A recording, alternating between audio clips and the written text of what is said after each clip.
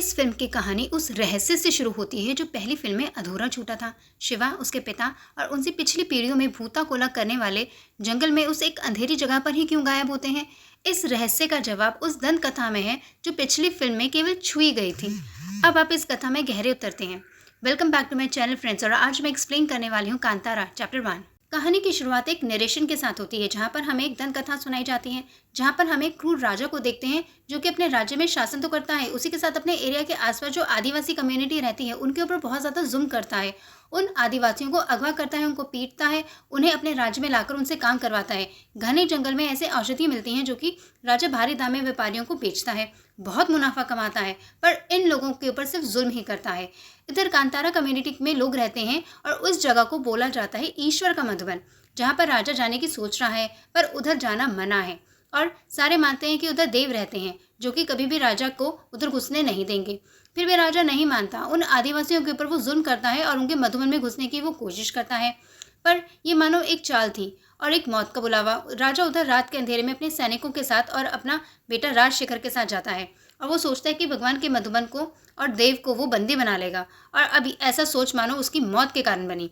धीरे धीरे उसके सैनिक मानो किसी दिव्य कारण से विलुप्त हो गए, मतलब वो मार दिए गए। उसी के साथ उसने गलती कर दी कि पावन धरती में जाके उसने जंगल को आग लगा दी। देव का शरीर जल रहा था और उसी के साथ हम देखते हैं कि राजा को भी खत्म कर दिया जाता है। सिर्फ उसका बेटा छोटा राजशेखर उधर से भाग जाता है। राजशेखर बहुत ही छोटा था, वो बच्चा था, वो भाग रहा था जंगल में इधर उधर। तब करपा आदिवासी जो कि कांतारा में ही रह रहे थे, उस बच्चे को सही सलामत राजा के राज्य में लौटा देते हैं। राजशेखर धीरे धीरे बड़ा हुआ और उसने राज्यभार संभाला। कभी भी मुड़कर उसने कांतारा की तरफ नहीं देखा। उसके 2 बच्चे हुए, एक लड़का और एक लड़की। लड़की अपाहिज हुई थी। तभी हम देखते हैं कि करपा आदिवासी के लोग 2 लोग उधर से आए थे जो कि वो देखकर बोलते हैं कि महाराज, हमारी औरत से इसे दूध पिलवा दीजिए तो ये ठीक हो जाएगा। महाराज भी उन पर विश्वास करते हैं क्योंकि जब वो छोटे थे तो यही आदिवासी लोग उन्हें बचाया था। तो इस छोटी बच्ची को उनके दूध पिलाया जाता है तो बच्ची धीरे धीरे ठीक होने लगती है। और दूसरी जगह हम कांतारा के लोगों को देखते हैं जिनको अपने देव के सामने रखा हुआ एक कुएं में एक छोटा सा बच्चा मिलता है। वो बच्चा जैसे कि प्रकट हो गया हो, कैसे हुआ किसी को नहीं पता, पर उसकी रक्षा मानो स्वयं माँ पार्वती की शेरनी कर रही थी। तभी उस बच्चे को बाहर लाया गया और एक आदिवासी माँ उसे पेरे माँ करके बुलाती है और बोलती है कि कांतारा को बदल देगा। फिर हम देखते हैं कि समय बदलता है और कुलशेखर राजा बन जाता है। राजशेखर अपनी गद्दी अपने बेटे को सौंप देता है और उसकी जो बेटी है वो अब पूरी तरह से ठीक हो चुकी है। उसका नाम है कनकवती, जो कि दिखने में बहुत ही सुंदर है।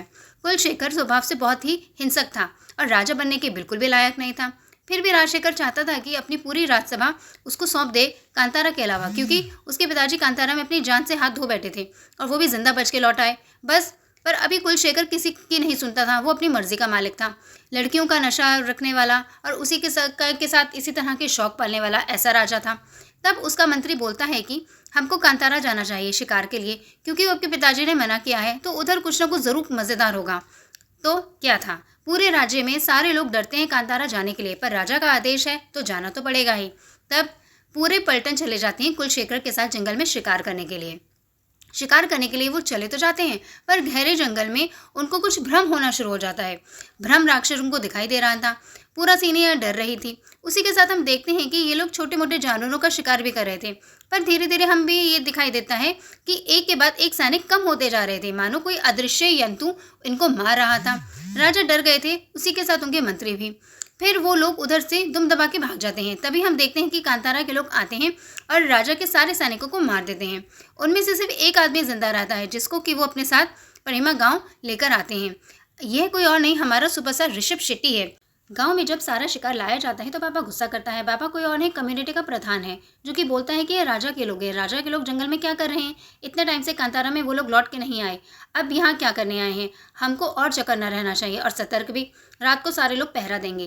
पर बर्मी बोलता है कि भाई, किन छोटी छोटी बातों पे आप लोग डर रहे हो? हम लोगों ने उनसे आगे नहीं मिलाया, हम उनको दुम दबा के भगा दिया। उनके राजा भी हमसे भाग निकले। हम इतने पावरफुल हो चुके हैं कि हमको सीमा मानने की कोई ज़रूरत नहीं है, हम सीमा के उस पार जा सकते हैं। तभी हम देखते हैं कि उस सैनिक को जिसने कि बर्मा पकड़ के लाया था उसको होश आता है। बर्मे के दिमाग में आइडिया आता है कि भाई, इसको ढाल बना के हम सीमा के उस पार जा सकते हैं, कैदियों के कपड़े एक्सचेंज करके। गाँव वाले पहले ये नहीं मानते, पर बर्मे ने उनको भरोसा दिलाया हम सिर्फ जाएंगे देखने के लिए कि वो लोग करते क्या हैं। उनका रहन सहन कैसा है, हमसे क्या अलग वो क्या करते हैं, हमारे जीवन में क्या सुधार ला सकते हैं। क्योंकि उनके पास जो हथियार है थे वो बहुत ही प्रगतिशील थे, जो कि अभी भी ये लोग पत्थर के बनाए हुए हथियार यूज़ करते हैं। कपड़े भी लोगों के पास उतने नहीं थे, तो ये लोग भेष बदलते हैं और भेष बदलने के बाद ये लोग चले जाते हैं सीमा के उस पार, जहाँ पर उस कैदी को ढाल बना के ये लोग राजा के राज्य में प्रवेश करते हैं। और हम देखते हैं कि उनका रहन सहन क्या है। ये लोग अभी भी आदिवासियों के ऊपर अत्याचार करते हैं और उनसे काम निकलवाते हैं। उनके गांव से औषधीय जड़ी बूटियां चुराते हैं और आगे जाकर व्यापार करते हैं। उसी के साथ ये लोग देखते हैं कि रथ बनाया कैसे ये लोग लोहे के निर्माण से हथियार बनाते हैं। उसी के साथ उनको पानी के बर्तन में कैसे वो लोग पानी संग्रह करते हैं, ये सब कुछ भी बर्मी सीख रहा था। पर सब कुछ टाइम तक ही चला, क्योंकि इनके हाव स्वभाव से गार्ड को शक हो जाता है कि ये लोग बहरूबियाँ हैं, तो उनके ऊपर ये लोग पड़ जाते हैं और ये लोग भी भागने लगते हैं। भगदड़ में मुलाकात होती है रानी कनकवती से, जो कि खुद मुसीबत में थी। इतने भागदौड़ में घोड़ा छूट जाता है और उनकी तरफ आने ही वाला था। तब हम देखते हैं कि बर्मी उसको बचाता है और रानी को एक झलक में मानो उससे एक अट्रैक्शन और कुछ प्यार जैसा हो जाता है। रानी जब उनसे उसका परिचय पूछती है तो वो बताता है कि मेरे परिचय मैं कांतारा से हूँ, और ये खबर मानो आग की तरह फैल जाती है।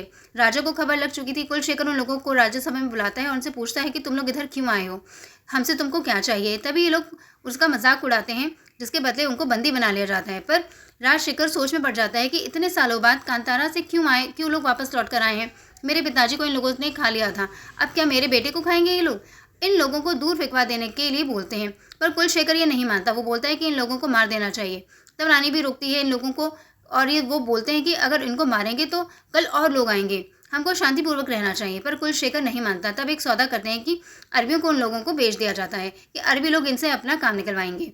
पर भाई ये कहाँ रुकने वाले थे। जिन लोगों ने के साथ इन्होंने सौदा किया था रात को, उन्होंने इन लोगों से ही सौदा कर लिया था कि हमको इधर व्यापार करने दो, इसके बदले आपको एक पत्ता खिलाते हैं जिससे को अगर आप सूंघेंगे तो गहरे नशे में पड़ जाओगे, और ये नशीले पदार्थ कहीं और नहीं हमारे घने जंगल में मिलता है, जो कि हम आपको ला कर देंगे।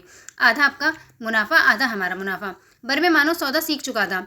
वो सौदा करने के बाद फिर इधर से वे बाइज्जत निकल जाता है और भागते हुए अपने गाँव पहुँचता है, और उसी के साथ वो बहुत सारा सामान लेकर आता है, और जो भी तकनीकें उससे सीखी थी वह तकनीकें अपने गांव में लगाता भी है। और उसी के साथ वो देखता है कि गांव में प्रगति होने लगी है। उसने बताया कि हमको हमारे लिए खाना खुद उगाना चाहिए, ये धरती हमको बहुत कुछ देती है। मैंने सीखा है कि कैसे धरती से सिंचाई की जाती है, कैसे फसलें उगती हैं, उन फसलों को कैसे रखा जाता है और कैसे आगे उसको व्यापार में बेचा जाता है, और खुद के मुनाफे की चीज़ उसके बदले में ली जाती है। सारे गाँव वाले बहुत खुश हो जाते हैं। ये देखते हुए बर्मे ने बताया कि कोई सीमा हमको नहीं रोक सकती। उनके पास अगर हथियार है तो हमारे पास व्यापार के समान है। जंगल की चीज़ वे जाकर आगे बेचते हैं और उसके बदले उनको बहुत कुछ मिलता है, जो कि हम भी कर सकते हैं। हम व्यापारी बनेंगे। फिर वो लोग अपने गाँव में आसपास से जंगल से जड़ी बूटियाँ संग्रह करके जाते हैं बंदरगाह, और उधर खुद वो व्यापार करना शुरू कर देते हैं। ये खबर रानी को पता चलती है। रानी कनकवती उसको बुलाती है। बुलाने के बाद वो बोलती है कि तुम क्या कर रहे हो, जहाँ पर तुम हो उधर तुमको व्यापार करने का कोई अनुमति नहीं है। ये राज्यसभा हमारा है, ये व्यापार बंदरगाह हमारा है। तभी बर्मे बोलता है कि ये खुला आसमान, ये जंगल, ये ज़मीन क्या है, ये आपका है, ये कुदरत का है, ये हम सबका है, और इधर व्यापार करने के लिए मुझे किसी की अनुमति नहीं चाहिए। धीरे धीरे फिर हम देखते हैं कि कनकवती को मानो बर्मा की ये चटक स्वभाव पसंद आता है। दोनों एक साथ धीरे धीरे करीब होने लगे थे। पर बर्मे बोलता है कि मुझसे आप दूर रहिए, जुगनू के पीछे जब जाओगे। फिर से हमको दिखाया जाता है कि इन लोगों को व्यापार और तेज़ी से करना था, इसलिए उनको और घने जंगल में जाना पड़ेगा, जहाँ पर कि मधुबन की लोग भी जाने से डरते हैं, क्योंकि उधर करपा प्रजाति के लोग रहते हैं। ये लोग बहुत ही खूंखार और बेरहम होते हैं। इनके साथ काला जादू भी ये लोग में माहिर थे। जंगल के अंदर के क्षेत्र में ये लोग पहुंच जाते हैं, पर धीरे धीरे मानो उनके भी लोग मरने लगे थे। बर्मी सोच में पड़ जाता है कि उसके कानों में बजते हैं झिंगुर की आवाज़, जो कि उनके कानों से रक्त निकाल रहा था। ये खुद को संभाल नहीं पाते। उसी के पहले करपा प्रजाति के लोग इनके ऊपर हमला कर देते हैं और एक एक करके इनको बहुत मारते हैं। तभी हम देखते हैं कि करपा प्रजाति के एक राक्षस, जो कि अंधेरे वाले गुफा से काला जादू से पैदा हुआ था, वो आता है और वो बर्मा की छाती पर खड़ा हो जाता है कि जैसे उसको जान से मार ही देगा। तभी हम देखते हैं कि वही शेरनी आती है, जो उस राक्षस को बर्मे से दूर करती है और उसको जान से खत्म कर देती है। उसे देखते हुए सारी कम्युनिटी के लोग उधर से भाग निकलते हैं और बर्मे अपनी जान को फिर से वापस पाता है। पर वो शेरनी उसकी आंखों में देखती है, जिसकी आंखों में एक ज्वाला धधक रही थी। बर्मे उधर से गाँव लौटता है। फिर गाँव वाले उसे कहानी सुनाते हैं कि करपा प्रजाति के लोग, जो कि बहुत ही क्रूर होते हैं और काला जादू भी जानते हैं, आज से बहुत साल पहले ये लोग हमारे गाँव में आए थे, ईश्वर के मधुबन में, और बोलते हैं कि हमारे पास खाने पीने को कुछ नहीं है, हम मर रहे हैं, हमको थोड़ा सा अनाज दीजिए। पर उनका मतलब कुछ और ही था, हमारे पंचबली को देव को चुराने का और उनके ऊपर काला जादू करके देव को अपने वश में लाने का उन लोगों को। कुछ टाइम तो गांव में सब कुछ ठीक चल रहा था, धीरे धीरे जानवर मरने लगे। वो लोग धीरे धीरे गांव में पर कब्जा कर रहे थे और एक दिन तो पंचबली देव के ऊपर वो लोग काला जादू कर रहे थे। तभी मानो पार्वती जी का शेरनी आती है और उसे जान से खत्म कर देती है। फिर जब से वो हमारे ईश्वर के मधुबन में नया सूरज उगता है और ये लोग फिर से कोशिश कर रहे थे कि लोग पंचुली देव को बंदी बना लें। दूसरी तरफ हम देखते हैं कि जब राजा को पता चलता है कि ये लोग इधर व्यापार कर रहे थे तो रानी ने उनको नहीं बताया, तो वो गुस्सा हो जाते हैं। वो बोलते हैं कि कांतारा को हम रक्त से लाल कर देंगे। उनका क्या हिम्मत कि वो हमारे पास आकर व्यापार करे। तो रानी को भी ये बोलते हैं कि तुझे क्या लगा, हट्टा कट्टा मर्द उसे बच्चा पैदा कर लेगी और इसको सिंहासन दे देगा? उतना आसान नहीं है। मैं कुलशेखर हूँ, मैं कांतारा के रक्त से बंदरगाह की शुद्धि करूंगा। पर राजशेखर मानो इस बात से नाराज था। वो राजा तो अपने बेटे को बना दिया था, पर राजकुमारी पर उसे बेटी से इस बात से सहमत था कि कांतारा के लोग उसे नहीं उलझते हैं। पर मैंने पहले ही बोला था कि कुलशेखर बिल्कुल पागल है, अपना मनमर्जी का काम करता है। अपने बाप को वो नींद की दवाई दे देता है कि वो 2 दिन तक सोता रहेगा। वो बताता है कि आपको ये जान से नहीं मारा है, कांतारा को तो आज रक्त से लाल करूंगा मैं। कनकवती ने उसे बहुत समझाने की कोशिश की पर उसने नहीं मानी। वो चला जाता है और कांतारा के वो रात में अंधेरे में जिस टाइम में बरमे गांव में नहीं था, फिर से वो जड़ी बूटी लेने के लिए गहरे जंगल में गया हुआ था। तभी हम देखते हैं कि नींद की गहराई में वो लोग हमला कर देते हैं। कांतारा के लोगों के ऊपर बहुत लोग मरते हैं। इसी के साथ मानो उसके मन में एक इच्छा थी कि ईश्वर की मधुबन को वो फिर से हासिल करेगा, जो कि उसके दादा नहीं कर सके थे और उसके दादा के बाद उसे नहीं आखिरी बार इधर पैर रखा था उसी के वंशज में। और ये वह चाहता है कि इस जगह को वो भस्म कर दे और ईश्वर के मधुबन को वो हासिल कर ले और देव को भी बंदी बना ले। देखते देखते कांतारा को शमशान में उन लोगों ने बदल दिया। वहाँ पे पूरे कांतारा गांव में आग लगा दी। तभी हम देखते हैं कि कांतारा के लोग अपने देव पंचुली देव से बोलने लगे कि हमको मुक्ति दे दो, इस क्रूर राजा से हमको बचा लो देव। उसी के साथ उनके रिचुअल भी शुरू हो जाते हैं, जिनसे उसके रिचुअल की गूंज बहुत दूर तक जाती है, जिसको बरमे भी सुन लेता है और बरमे अपने गांव की तरफ भागने लगता है। पर उसके पहले बहुत ज़्यादा देर हो चुकी थी। बरमे की माँ को भी इन लोगों ने मार दिया था और इसी के साथ छोटी छोटी बच्चियों को भी। बरमे आता है राजा को रोकने के लिए, पर कुलशेखर अपने लोगों से उसको भी मारता है। तभी हम देखते हैं कि पंचुदेव के सामने जो कुआं था उसके ऊपर से वो कोई भव्य शक्ति निकलती है जो बरमे के अंदर घुस जाती है। बरमे फिर मानो गुलिका देव बन जाते हैं, जिनको ऊपर ये पूरी कथा है। पुराणों में बोला जाता है कि ये देव का उग्र रूप है। गुलिका देव किसी को नहीं छोड़ते हैं, उनका उग्र रूप भी अगर कोई देख ले तो वो भी बरसों तक नहीं सो पाएगा। तो इसको छेड़ा है उस राजा ने। कुलशेखर गुलिका देव के रूप को देखते हुए बहुत ही घबरा जाता है और डरने लगता है, अपनी सेना को भेजता है। पर गुलिका देव तो इन लोगों को जिंदा नहीं छोड़ते, बहुत ही बेरहमी से इन लोगों को अंदर से चीर फाड़ देते हैं। और आखिर में बारी आती है राजा की, मतलब कि कुलशेखर की। ये सीन दोस्तों इंटरवल से जस्ट पहले के ही हैं और इस सीन को देखकर बिल्कुल कांतारा जो फर्स्ट पार्ट देखा था उसमें जो उसकी एंडिंग थी कुछ उसी तरह का ये सीन था, जिसको देखकर रोंगटे खड़े हो जाते हैं। आखिर में जब बारी राजा कुलशेखर की आती है, उसके रक्त से स्नान करते हैं। फिर हम देखते हैं कि बरमे शांत होता है और देव भी उसके अंदर से निकलते हैं। तब वो रोने लगता है और अपने अंदर पीड़ा महसूस करता है। उसकी माँ, गांव के छोटे बच्चे जो कि जिंदा नहीं बचे। और दूसरी जगह हम राजा को भी देखते हैं, जो कि 2 दिन के बाद जिसको होश में आता है अपने बेटे को देखता है, जिसका सर नहीं था, उसका सर रक्त से लाल था। उसके बेटे की इस हालत की वजह से वो खुद को भी दोष देता है और सोचता है कि कांतारा के लोगों के साथ और खुद के बीच में उसको सुलह कर लेनी चाहिए, नहीं तो ये रक्त बहना बंद नहीं होगा। देव उनसे नाराज़ हैं। तभी उनके ब्राह्मण भी बोलते हैं कि शिव भी हमसे नाराज़ है, हमारे राज्य के ऊपर मानो अभिशाप लग चुका है। हमको अगर सब कुछ ठीक करना है तो हमको दोनों के बीच में सुलह करवानी पड़ेगी, कांतारा के लोगों के बीच और हमारे बीच। तभी हम देखते हैं कि संदेश लेकर और पैगाम लेके पहुंचती है राजकुमारी कनकवती, जिसको स्वीकारने के लिए बरमे बिल्कुल नाराज़ था, क्योंकि वो बोलता है कि हमारे पंचुली देव को ठेस पहुंची है और हमारे लोग अब जिंदा नहीं है, सिर्फ तुम लोगों की वजह से। कनकवती भी बोलती है कि हमने भी अपने को खोया है, पंचुली देव हमको ज़रूर माफ़ करेंगे। आप पंचुली देव को बोलिए कि हम लोग उनकी शरण में आना चाहते हैं और आप सारे लोग राजसभा चलिए, जहाँ पर भगवान शिव और पंचुली देव एक साथ रहेंगे। 2 देव हमारे साथ रहेंगे तो कांतारा के और हमारे राज्य के राज्यवासी भी कि सबका ही भला होगा। ये बात मानो कांतारा के लोग मान जाते हैं और राजा के लोग भी। फिर वहाँ महा उत्सव का आगमन होता है, जहाँ पर हम देखते हैं कि पंचुली देव को सर के ऊपर लाते हुए बरमे जाता है राजा के राज्य की तरफ। पूजा संपन्न होने के बाद राजा उनसे एक चीज़ मांगते हैं। मांगने से पहले बरमे बोल देता है कि बंदरगाह आपकी ही रहेगी, हम बस व्यापार करेंगे, पर आपको भी पीड़ित आदिवासियों को छोड़ना पड़ेगा जिसके ऊपर आप लोग जुल्म करते हैं। दोनों इस बात पर मान जाते हैं, खुशी खुशी अपने गांव लौट आते हैं।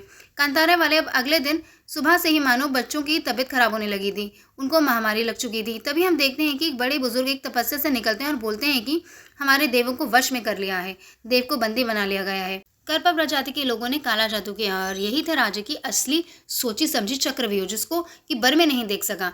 जब राजा छोटा था, गांव से भागने में मदद की थी करपा प्रजाति के लोगों ने, जो कि काला जादू करते थे। राजा की बेटी जो कि अपाहिज पैदा हुई थी, उसको दूध पिलाया था करपा प्रजाति की औरतों ने, तो वो भी करपा प्रजाति से मिले हुए थे। उसको पता था कि पूरा खेल कैसे रचना है।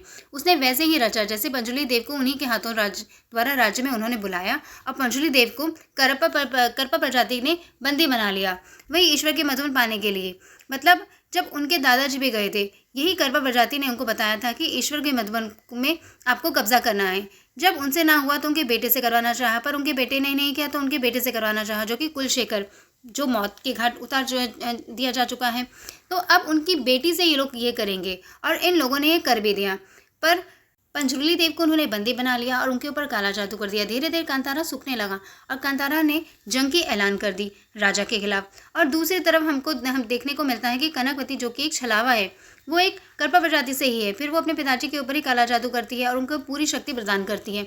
जब तक वो वर्मा के साथ घूम रही थी, उसके शरीर से हम हर एक अंग की छोटी छोटी चीज़ उसने संग्रह किया और आज काला जादू के माध्यम से अपने पिताजी के अंदर पूर्वजों की शक्ति और करपा प्रजाति की काला जादू की शक्ति सब डाल चुकी थी।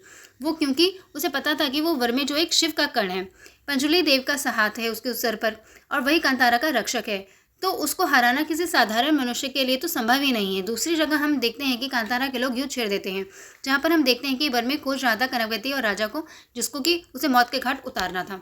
पर अब तक तो वो काला जादू हो चुका था। राजा जब बरमे के सामने सामने होता है, बरमे उनको नहीं झेल पाता क्योंकि उसके अंदर अपार काली शक्ति और तीनों पूर्वजों की भी शक्ति थी, जो कि ईश्वर के मधुबन को पाना चाहते थे।